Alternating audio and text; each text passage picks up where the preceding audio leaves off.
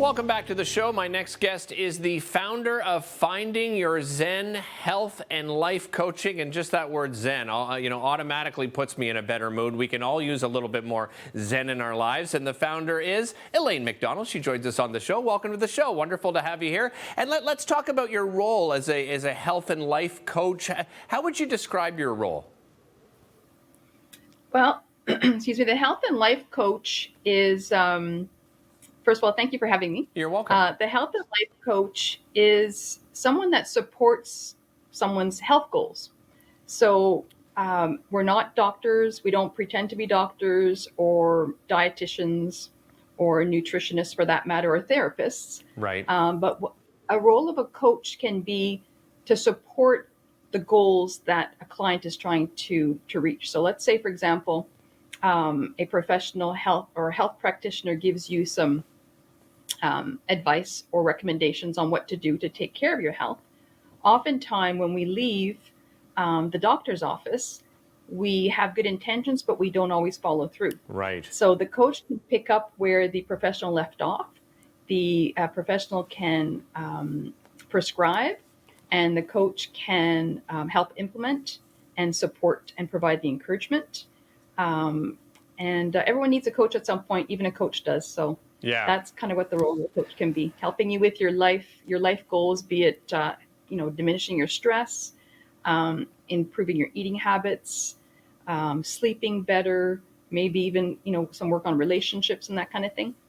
So.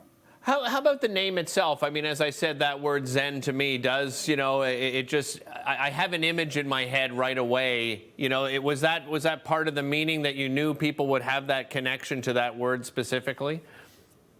Yeah, so you're right on with that, Derek. That's exactly kind of what I was thinking when I was thinking of launching a coaching business back during the early parts of the pandemic. I was thinking of a name, and Zen has always been one of those words that just, if you just say it, like you said, you just start to feel a little bit calmer, and you maybe consciously just start to be more present. And a funny story is that years ago, when I was working for the federal government, at a team meeting, my boss or our boss referred to me as being very Zen. And so I kind of smiled at that, and I thought, well, I'll keep working at it.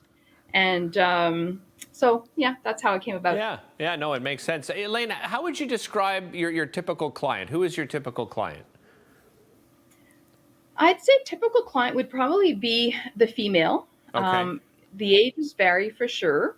But I would say that given that I've worked on my own health, concerns or issues over the years, be it stress or even some food sensitivities, when a client or someone who's interested in finding a coach will go on my website, they'll see who I am or what I represent and what my approach is. And so it's often a woman. And I've worked with women in their 20s who have been trying to,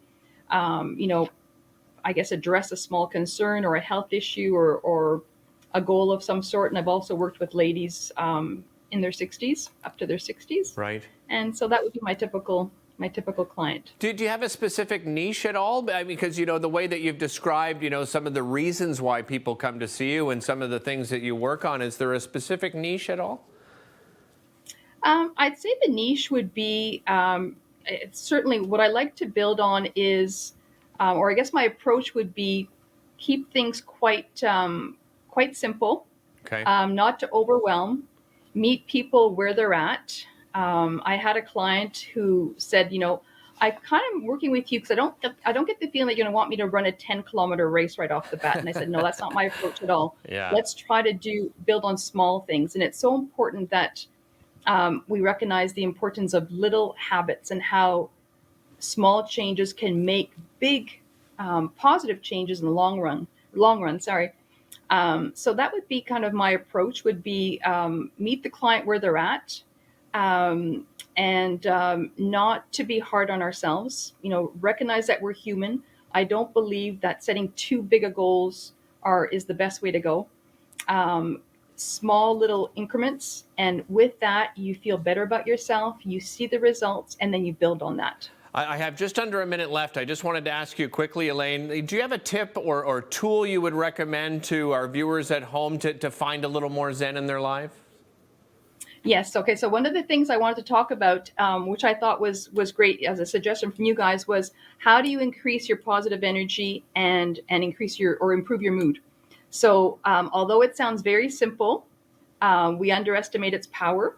Water, increasing your water intake can really make a difference in how you feel. So I would challenge you and all the viewers to increase your water intake from what you've been taking so far, Okay. and notice if you feel better. Notice if your energy increases.